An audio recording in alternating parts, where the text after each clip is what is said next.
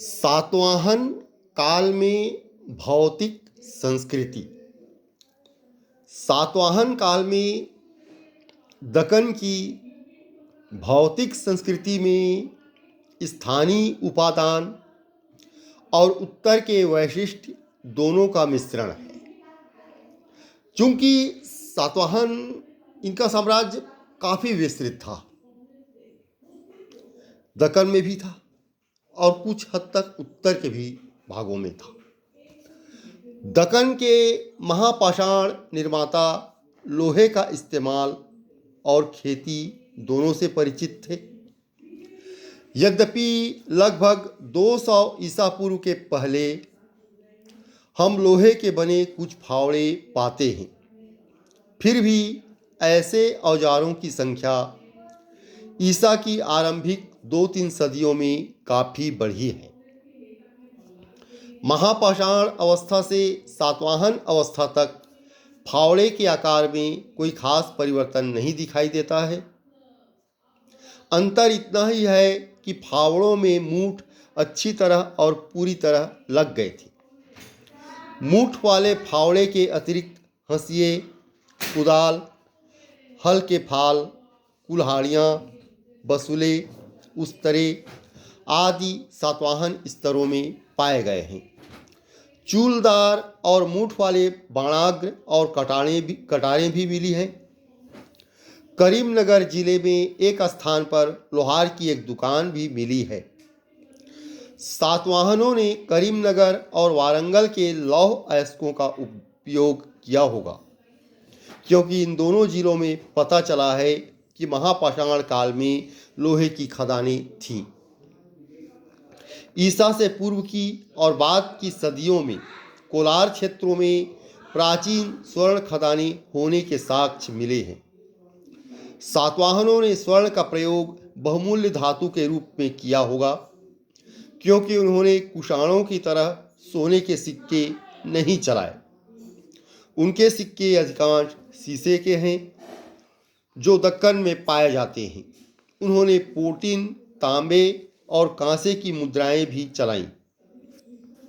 उत्तरी दक्कन में ईसा की आरंभिक सदियों में सातवाहनों की जगह आने वाले इक्ष्वाकुओं ने भी सिक्के चलाए। लगता है सातवाहन और इक्ष्वाकु दोनों ने दक्कन के खनिज स्रोतों का उपयोग किया। दक्कन के लोग धान की रोपनी जानते थे और शुरू की 2 सदियों में कृष्णा और गोदावरी के बीच का क्षेत्र, खासकर दोनों नदियों के मुहानों का क्षेत्र, चावल का विशाल भंडार हो गया था। दक्कन के लोग कपास भी उपजाते थे।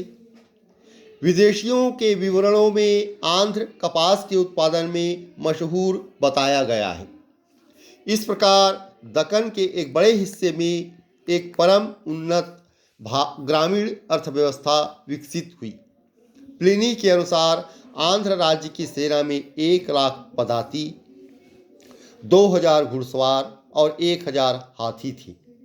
इससे सिद्ध होता है कि काफ़ी ग्रामीण आबादी रही होगी और वह इतनी बड़ी सेना के पोषण के लायक पर्याप्त अनाज पैदा करती रही होगी। उत्तर के संपर्क से दक्कन के लोगों ने सिक्के, पकी ईंट, घेरदार कुआं आदि वस्तुओं का प्रयोग सीखा। भौतिक जीवन के ये अंग 300 ईसा पूर्व तक उत्तर भारत में काफ़ी महत्वपूर्ण हो चुके थे, किंतु दक्षिण में इनका महत्व 2 शतकों के बाद बढ़ा। कृष्णनगर जिले के पेड्डबंकूर में पकी ईंट और छत में लगने वाले चिपटे छेददार खपड़े का प्रयोग पाते हैं। इन सबों से निर्माण में टिकाऊपन आया होगा। महत्वपूर्ण बात यह है कि द्वितीय शताब्दी ईस्वी के ईंटों के बने 22 कुएं भी इस स्थल पर पाए गए हैं। सहज ही इनसे घनी आबादी के विकास में सुविधा हुई होगी। हम जमीन के अंदर बनी ढकी हुई नालियां भी पाते हैं, जिनसे गंदा पानी गड्ढों में जाता था। महाराष्ट्र में नगर ईसा पूर्व 1ली सदी से दिखाई देते हैं, जब हम कई तरह के शिल्प पाते हैं। इनका प्रसार पूर्वी दक्कन में 1 शताब्दी के बाद हुआ।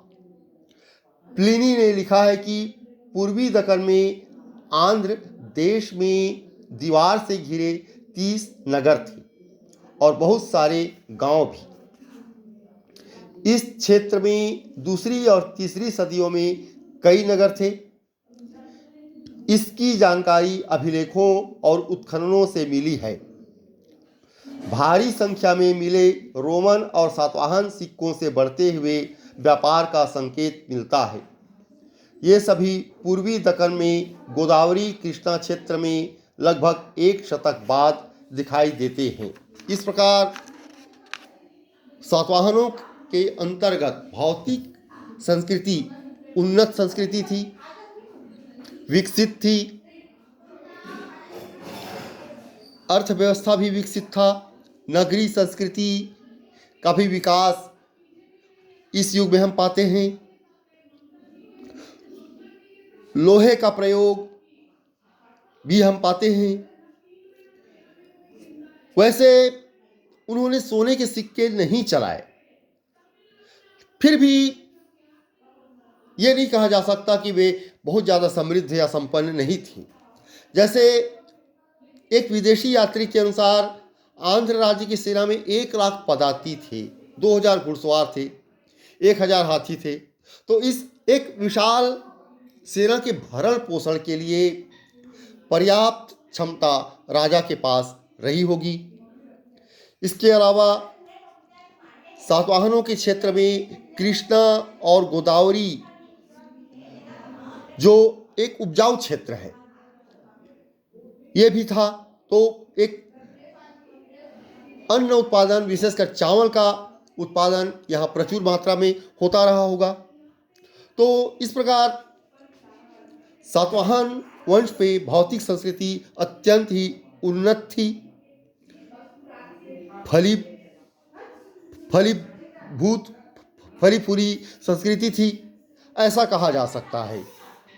कुछ प्रमाण इस संबंध में मिले हैं। इस प्रकार ये भारी संख्या में रोमनों और सातवाहन सिक्कों के पाए जाने से विदेशी व्यापार के भी संकेत मिलते हैं।